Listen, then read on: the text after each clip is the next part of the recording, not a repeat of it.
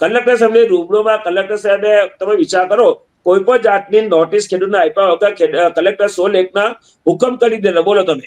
એટલે અદાણીનો કેટલો પાવર છે, અદાણી કેટલું એ કરે છે કે વગર કલેક્ટરને અરજી આપ્યા વગર કલેક્ટર ઓર્ડર કરી દીધા. એટલે આટલું ખોટું કામગીરી ચાલી રહી છે.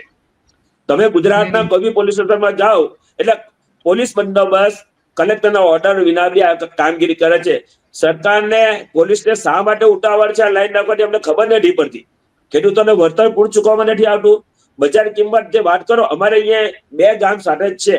દરેક કામરાજ તાલુકામાં દરેક ગામમાં, બાજુના ગામમાં 1000 ની જંત્રી આપી, બાજુના ગામમાં 281 રૂપિયા જંત્રી આપી. એટલે આ જે ડિફરન્સ છે, એટલે અમે સરકારને કલેક્ટરશ્રીને રજૂઆત કરી કે ભાઈ તમે જે કંઈક તમે વળતર આપો એક સમાન વળતર આપો. બુલેટ ટ્રેનમાં, એક્સપ્રેસ વેમાં જે આપ્યું છે માર્કેટ જંત્રી નહીં, માર્કેટ વેલ્યુના 4 ગણા ખેડૂતો ચૂકવો, કાંતો પછી તમે જમીન સંપાદિત કરીને અને કોરિડોર સંપાદિત કરીને અમને વળતર ચૂકવો.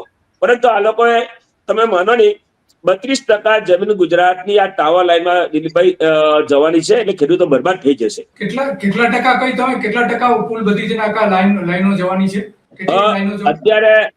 અત્યારે આખા એમાંથી 3 થી 4 લાઈન ગઈ છે. આવનારા દિવસોમાં બીજી